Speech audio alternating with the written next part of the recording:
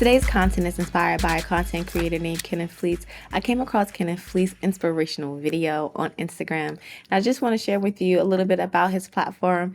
He is a TV and movie emotional analyst. If we look at his store, he is offering the Attention Academy, where he has a community that takes advantage of the law of attention to help them achieve what they want the most.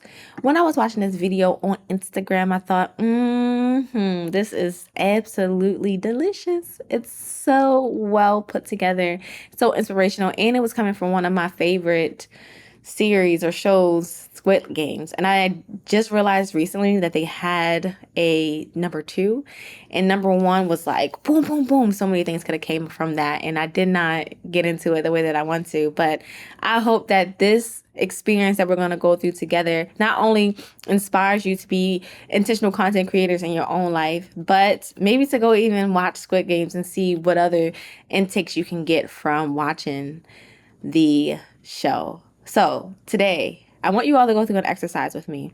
And this exercise is a writing exercise. So as my and friends, this is an in community that's focused on us being individual contributors. We're going in and beyond the content that we consume on the internet, trying to be introspective, investigators, and investors in our well-being, and inspirational. But I just realized that there's so many I-N words that I can use to describe our in friends that list is going to expand as we go on. But I'm thankful for you all being here today, and I hope that this assignment is fun for you all, because if you like writing and you like creating writing and you just want to just explore new journaling ideas, this will be an interesting place to stand or sit or lay. So here we go. We're going to watch this video. I'm going to give you an option of A, B, C, or D. So when you choose these options, behind each option is a writing prompt. So if you choose that writing prompt at the end of us watching the experience, you're going to get the writing prompt revealed to you, and that is the writing prompt that you're going to focus on.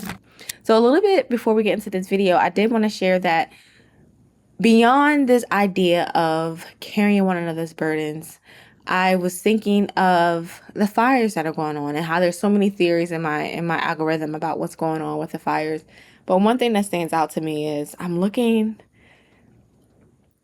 at some of the footage and I'm realizing there are firefighters there. There are firefighters who decide to come up to work even though they could have chosen not to, or to, have fear.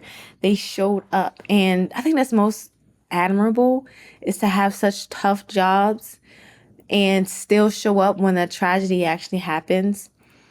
One way that it's admirable is it's a teaching moment for all of us, that there are some tough situations that just have to do with how we communicate to one another, that encourages us to show up, do the work, and be courageous.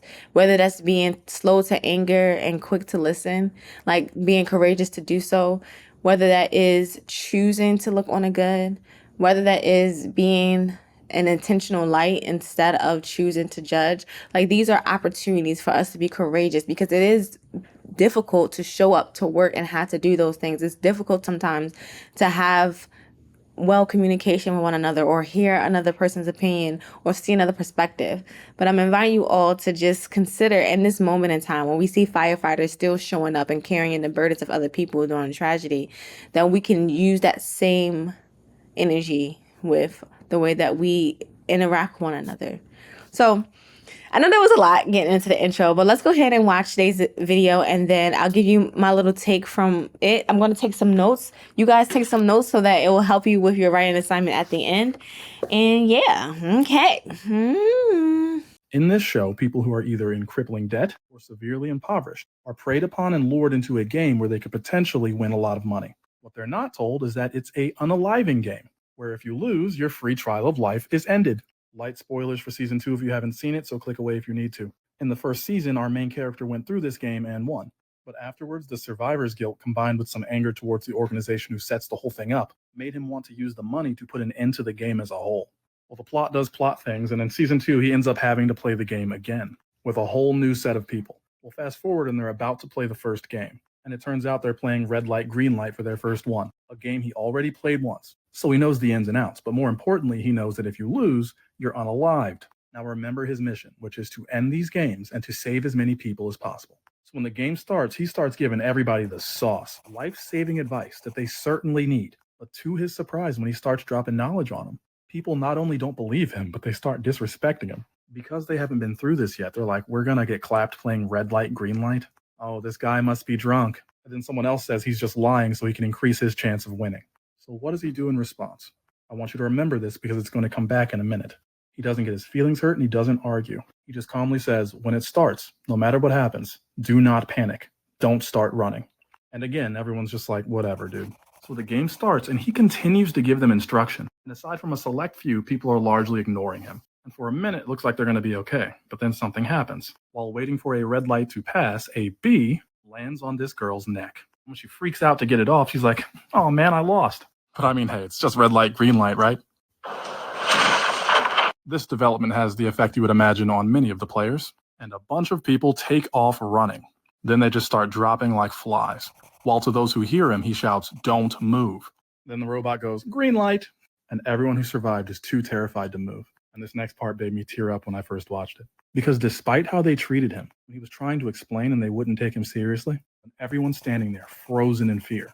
During the next green light, you see a small motion breaking through the crowd. And after he covers his mouth to avoid detection from the motion sensor, he says if you don't cross the finish line in time, they will still make you a live junior. The sensor cannot detect your movement if you're behind someone larger than you. So form lines and get moving. And what do you think happened next? Keep in mind how they responded to his advice the first time. But what changed, do you think? He's the same guy as before. He hasn't changed. They have. So why does well-meaning advice so often fall on deaf ears? Because the lips of wisdom are closed, but to the ears of understanding. You're usually speaking from experience, but the advisee just has to believe you, basically. I know this seems way too heavy compared to the situation that started this conversation, but it's an angle that a metric most people miss when it comes to advising others. Because most people, when someone doesn't take their advice, they take it personally and then revel in the person's failure and suffering if it comes, which is fine if that's working for you. But for the rest of us, what do you do if it's somebody you love? Someone you genuinely want the best for? What do we do when it's that person? Exactly what Song does here. He initially gives them the advice when they need it, but when it's ignored or shrugged off, he doesn't take it personally. He doesn't waste time arguing. He just gives them the advice they need and lets reality proceed. Then once they hit the wall and things fall apart, then when they're in the pits, without ridicule, he steps forward and offers them advice again, this time speaking to the ears of understanding. My little brother asks me for advice all the time, and as a teenager, he often does not take it.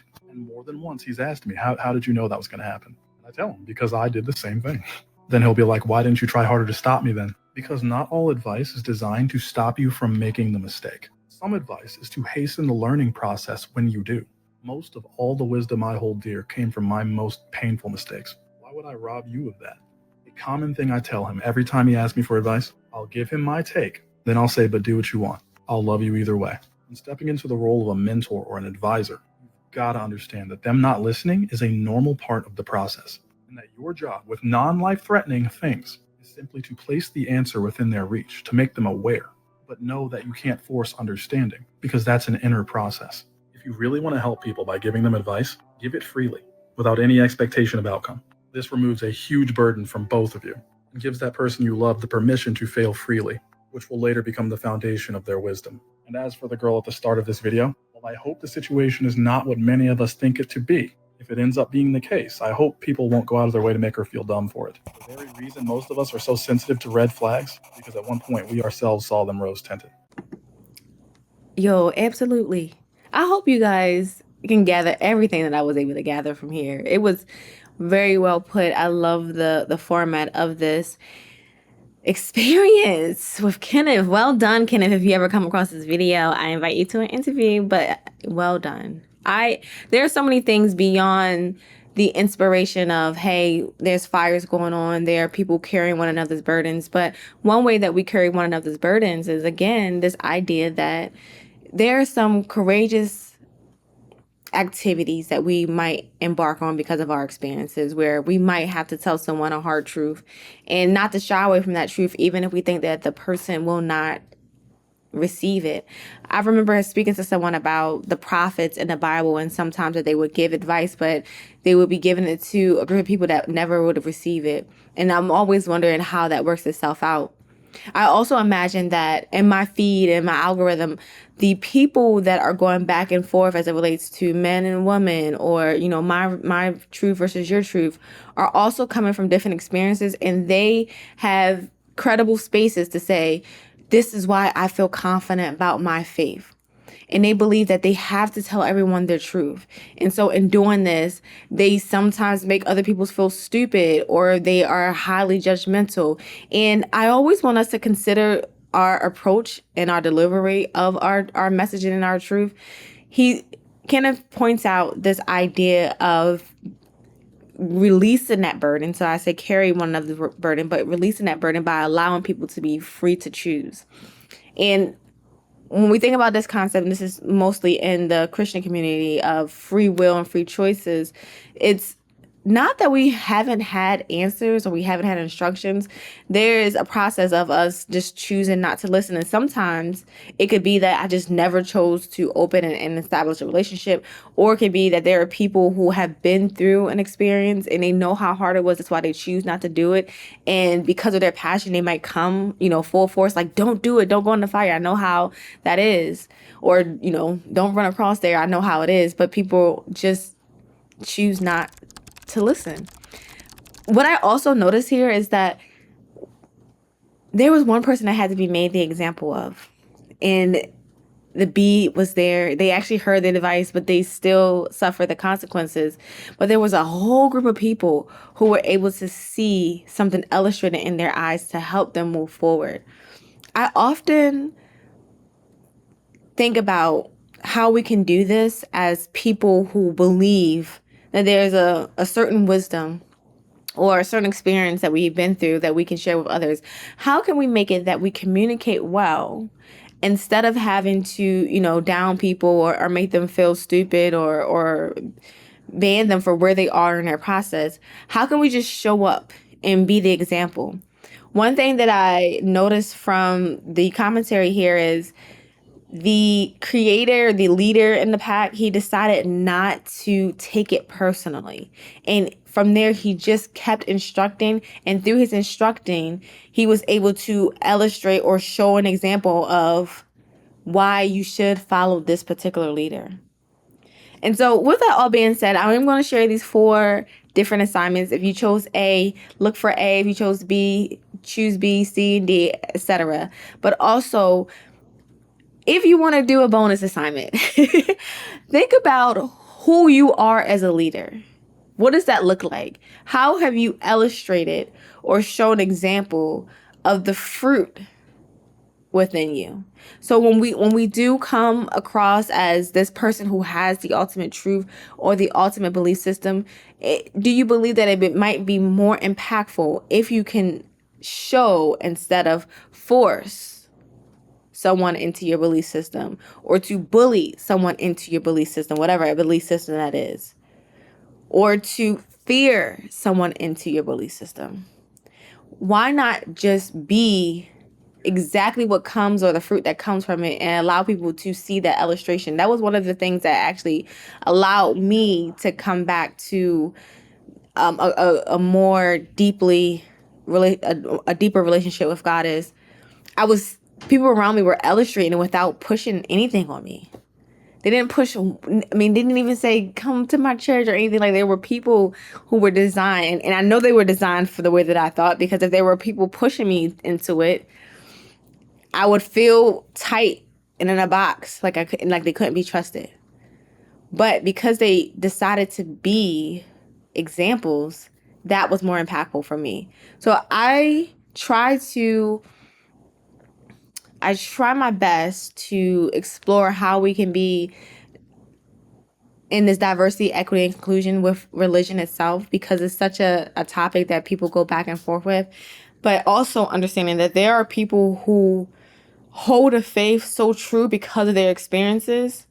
And some people in certain faith systems might try to override yours with their belief system, but others also want to be able to be in their belief system without feeling like they have to attach to your belief system. So overall, I imagine that if we can find a neutral space where, hey, your belief system is your belief system. Whatever outcomes come from your belief systems, let them be shown. And this is what my belief system is, and these are the outcomes here. If we're not harming other people in that process, and we're all going through this journey trying to figure it out, I hope that our common denominator can be carrying one another's burdens. And what I mean by that, again, is being able to examine that there's going to be a different perspective than yours, that it might be okay to listen and not be angry or pushy or judgmental, that's courageous to do. And it requires work. It requires you showing up to work as it relates to everyone else around you. But most importantly, go inside yourself and inquire about your leadership skills. What does that look like? Is your leadership skills about forcing people, or is your leadership skills about showing by example? So I was just about to say and close out the video. I was just about to close out the video and didn't even give you all my examples. So if you chose A earlier, here's your assignment. You're going to think about the potential outcomes for the characters based on their decisions to follow or ignore advice on the video. So for instance, you can assign yourself the leader. You can assign yourself the person who had the B on her neck, or the root that doubts the advice. How would these consequences be handled? If you chose B, this is motivational driver. So you select one of the roles again, and then you're going to briefly describe what you believe motivates that character or group based on their actions and interactions that we've seen. Now, we do have a summary by someone else. So if you've seen this already, you'll have a little bit more in depth, or you might want to go ahead and watch it. But that's just one example from the third party. So ethical dilemma. So now we're going to go outside of the actual video, and we're going to consider another ethical dilemma. So here's the scenario for C. The leader finds an opportunity that could greatly benefit him, but might result in unintended harm to the person who doesn't listen. Consider yourself. If you were the leader, how would you handle the situation? So you're going to write out how you would handle a situation where you could greatly benefit from whatever it is you're doing, but someone can be unintentionally harmed. And last, for D, you're going to choose a role that advocates for either the leader, the person with the B on the neck, or the group that doubts the advice originally.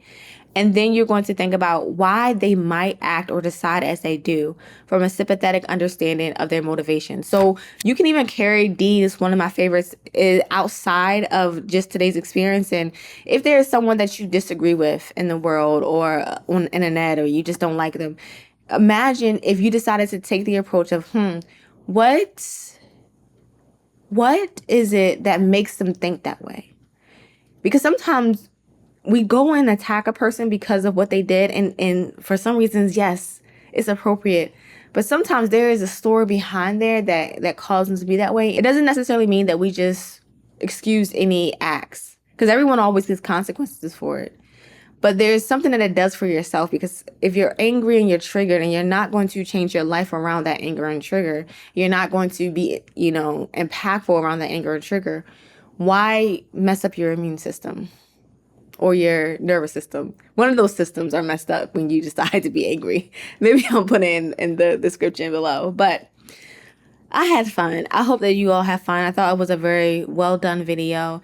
If you are interested in writing out assignments with me, journaling, being introspective, investigators of the content we consume, I encourage you to click on that like button and subscribe so you can get more of the content here. And until next time, hold on to you as much as you can. Hold on to your health, your well-being, and your mind. Be mindful. Bye.